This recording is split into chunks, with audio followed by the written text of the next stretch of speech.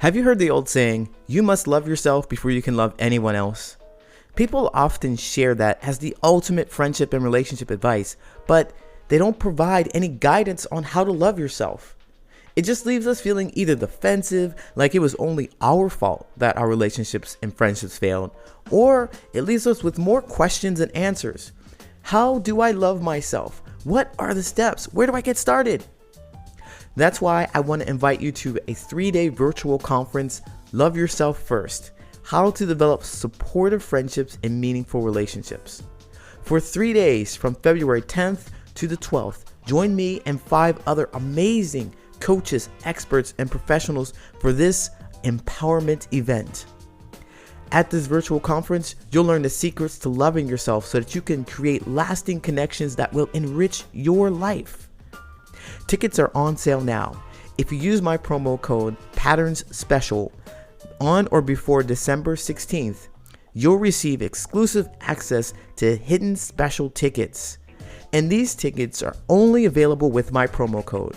So get your tickets sooner rather than later.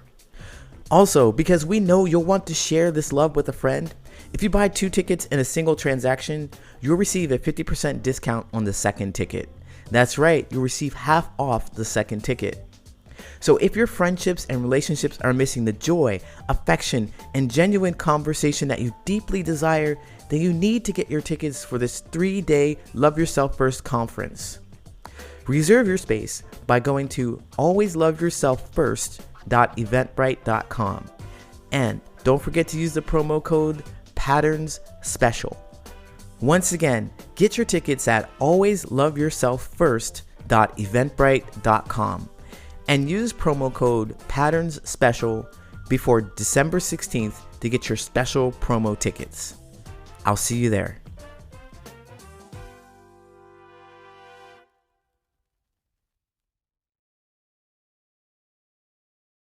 Hey, what's going on? My name's Coach Lee Hopkins. My pronouns are he, him, his, and you're listening to the Patterns of Possibility podcast. This is a podcast dedicated to helping you replace harmful patterns with new possibilities. In each episode, we'll explore topics that inspire you to be yourself, live your truth, and make lasting friendships. In this episode, we're going to talk about holding grudges. You love them, but they're not budging. Are you ready? Let's go.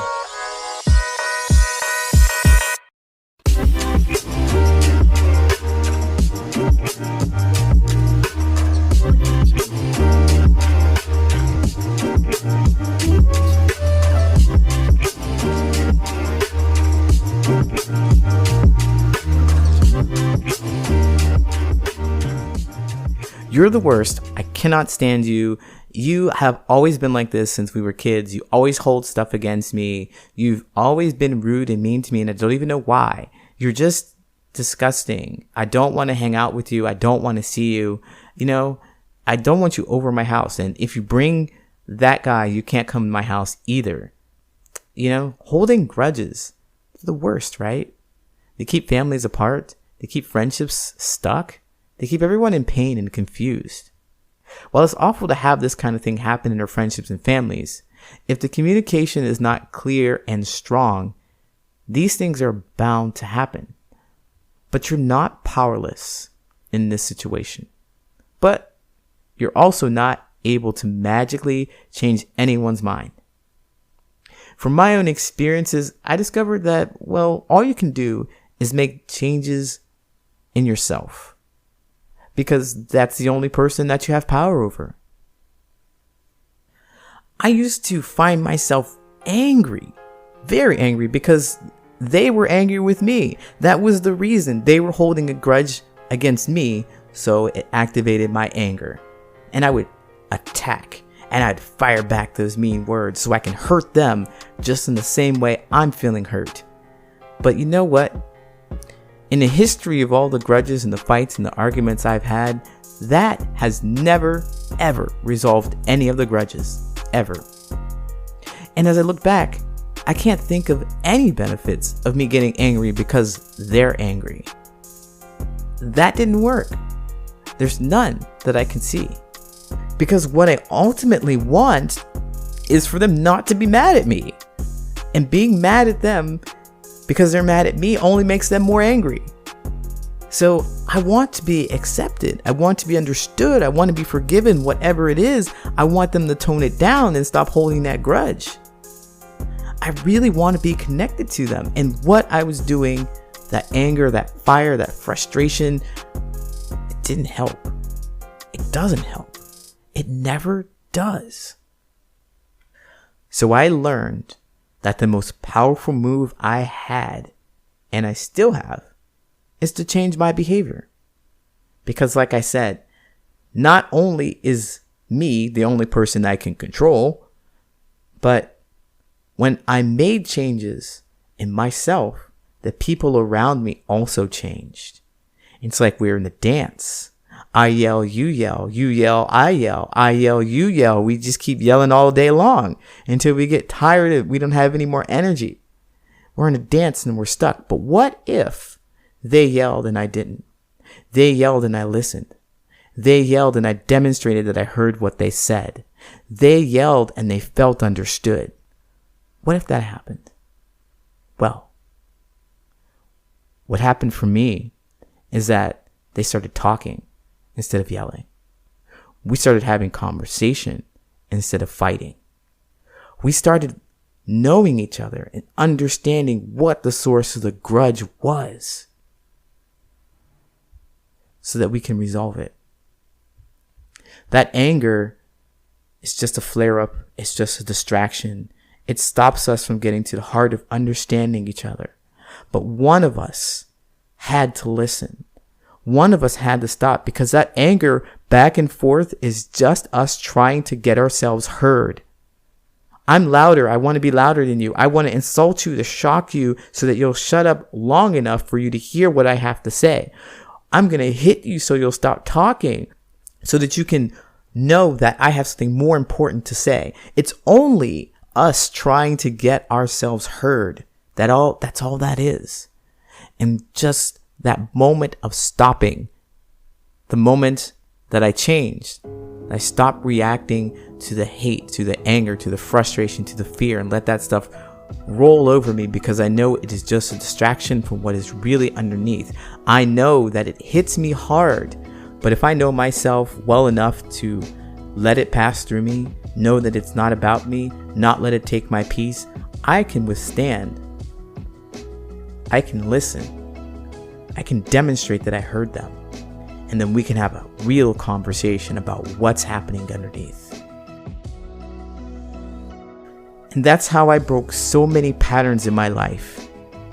Because when it comes to getting through to people who hold grudges, I find that those people who close off and hold grudges have been hurt themselves. And they simply want to protect themselves from more pain. That fiery display of anger keeps that perceived threat at bay. Now, based on my own experiences and what I just described, I hope that I can share something with you to help you get to the heart of a grudge. Just keep in mind that they're trying to keep this perceived threat that you are at bay. The first thing you really want to do is help them stay cool. Like, try becoming curious about what they are saying. Take interest in what they are saying. That will help them feel safe enough to share without running away, throwing a fit, or closing up. And when I say take interest, I mean allowing them to express how they feel without your judgment. And man, this is hard, because if they're swearing at you, throwing insults at you, they are definitely expressing how they feel. But if you can keep in the back of your mind that it is not about you, there is something deeper going on with them. It's not about you. It is not a definition of your character. You have absolute control over how you respond to them. Then you can withstand it. Now, I'll right here and now say, hey, be careful with this.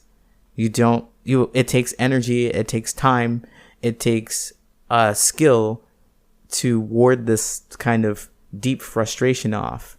It does. If it's something like a Hatfield-McCoy kind of feud, then you're going to get years and decades and generations of hatred coming at you, and it's hard to withstand with you just there all by yourself.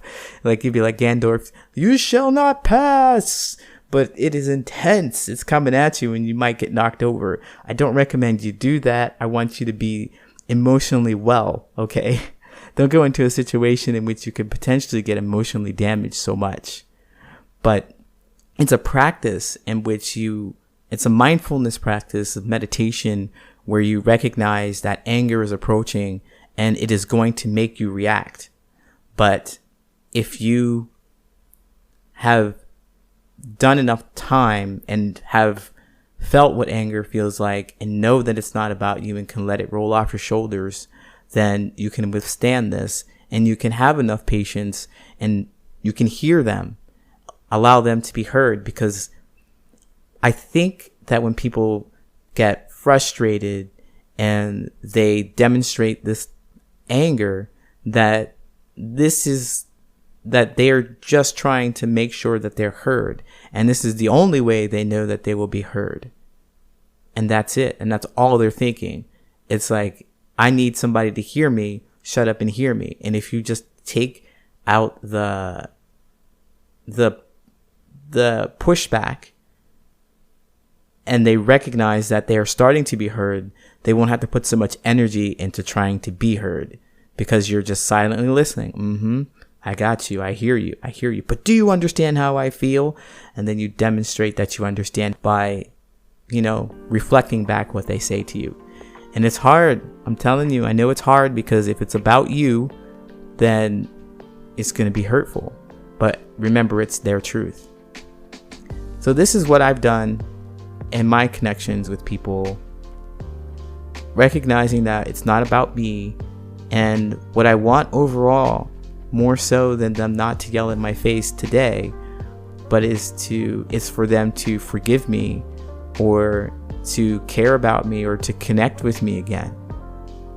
That's what I'm looking for, so I can withstand this little bit, because I know at the end of this whole process that we are going to get down to the root cause and we're going to resolve it and we're going to feel better about each other again, because that's what we want. So like I said, I recommend that you endure the emotional outlash of a fairly new and fairly small disagreement or grudge, but not family feuds. You don't want to deal with anything that has originated years before you were born, because it'll be easier to remain curious and open-minded with smaller grudges, smaller disagreements. I'll be right back with the Answer Reddit friendship advice question. This week's Reddit friendship advice question is, how do I stop being jealous of my best friend? I am a 22-year-old female and I've been best friends with, let's call her Cindy, who is 23 and a female, for over 6 years. Cindy is a pretty girl and has always been wanted. She's known as one of the prettiest girls in our city. Growing up, every guy wanted her. I often felt overlooked. For instance, a guy that I had a crush on in high school liked her instead of me. When we go out, she gets hit on a lot. Sometimes I do think she uses her pretty privilege to her advantage, which is totally okay. Like insisting on going to the bar on her own. I get hit on too, but she gets a lot of attention from men on social media. I don't know. I know this is because she posts on her IG story though. And I'm not sure why she's so competitive over male validation. Oftentimes, I do feel like she's competitive with me too, but I just want it to stop on both ends. It gets in the way of our friendship because I know I could be a better friend. When good things happen to her, I get jealous and it makes me feel less about myself. There are times when I feel like she knowingly copies something I do or wear, which I don't care about, but I feel like it's done in a sneaky way, or she doesn't acknowledge it when I bring it up. Something else that bothers me about our friendship is her need to disagree with me about everything, even though she would probably otherwise agree. This became such a habit for her to a point where it was hard to converse because all she did was disagree or try to one-up me in conversations. I don't want to feel this way, And although I try not to, I do feel like it continues on her side sometimes. What do I do? Redditor, I really thank you for creating this post. It's really interesting to me because it feels like a feud. It feels like a grudge. It feels like a grudge, not a feud. That's like generational thing. But it seems like ever since you two have become of age where you are attracted to the opposite sex, or you're attracted to people, that it's been 6 years. You've been friends for 6 years, and she's always been the prettiest girl in the city, and you've always been the runner-up. Essentially, that's what I'm reading here. Every guy's always wanted her, and you felt overlooked. And so I wonder, I don't blame you for feeling frustrated, but as you look at her, you definitely recognize that it is not her fault, and quotes, as she's been dealt this great genetics and people are attracted to her, but also you still want to connect with her and you resent her at the same time for being who she is. And I want to bring that to light because although she is doing some things, it seems like she's often competitive with you. You said you wanted to stop on both ends. She copies some of the things that you do. There's something that is really not being said between the two of you, talking about the jealousy in particular. So how do you want to stop being jealous of your best friend? You want to stop holding a grudge. Well, you really want to start sharing exactly what you're feeling second best. That's the overall feeling, is that you're feeling second best. And there's zero things that you can do about it. People are just more attracted to her and they're not as attracted to you. And you say that you want this to stop on both ends, the competitiveness on both ends. And you have all the power to do it. You, friend, have all the power to do it. I say this because, of course, we want to talk about or recognize, let's say right here in this moment, we want to recognize what the true problem is. And the true frustration is that you are second best. Everything else is secondary, but you feel second best. And everything else your friend does, Cindy does, to, I don't know, just frustrates you. It just frustrates you. Everything she does frustrates you. You want to acknowledge where that's coming from and why. You want to acknowledge where that's coming from and what makes you feel that you can assign blame to her for it. It's happening because people like her, and there's nothing you can do about the behaviors of other people. The only thing that you can do is control yourself and how you respond to this. So I say that you have this great power to know how to stop this because you are aware that there is a problem in the first place. You are aware of the problem in the first place. So what I would recommend you do, because you want it to stop,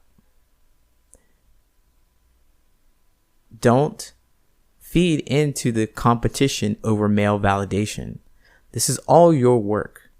If you see 10 guys come talk to her and they don't want to talk to you, that feels like rejection to you and it hurts, but it's not her fault. You would stop the competition as soon as you say, oops, I don't care. Or even better, wow, congratulations, you've got 10 guys to talk to you. And help her feel good about that. Because it seems like you've noticed that she's suffering from this male validation as well. You're curious about why she feels like I'm not so sure why I'm competitive over male validation. Okay. She gets a lot more attention from men on social media because she posts on her IG story, and you don't know why you're so competitive, but you feel like she's also competitive with you. And of course, it's a competition. That's how you are connected with each other, but you can stop that, all of it, as soon as it doesn't matter to you. As soon as that stuff rolls over your shoulder, you don't care about it. You see her with lots of men And it's no big deal. Even if she were to brag to you and say, you see those guys? They were so interested in me. And oh my God, I don't want to do anything with them. You can have them. You'd be like, oh, that's cool. Thanks. Seriously, that's hard to do. I know it's emotionally heart-wrenching and it takes effort because it's just so important and it feels so real to you. But that's how you stop it. You stop the competition as soon as you decide you don't want to compete anymore. Because if she just has one person, it's just herself. It's just herself trying to get out there and validate and make friends and make people interested in her. It's not you. And that's how you restore your friendship. You can talk about those things. Take the emotional energy away from the catalyst, this competition that you have, and maybe talk about this competition, why it's so important to you. I think maybe that's a journal thing that you need to do for yourself, is understand why it's so important to you to feel so validated by men. Why is it so important to you to be better than her? What about that? What about your family life? What about other connections? What have you seen on TV? Figure that out so that you can stop the competition that you're having with your friend. All right, thanks for posting. I know you didn't ask me to write. You didn't ask me to answer, but I did. And again, I hope this really helps you. Best of luck. Take care.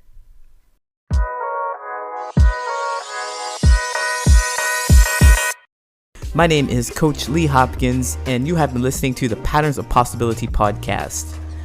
You can find me at patternsofpossibility.com and on all social media at Patterns of Possibility.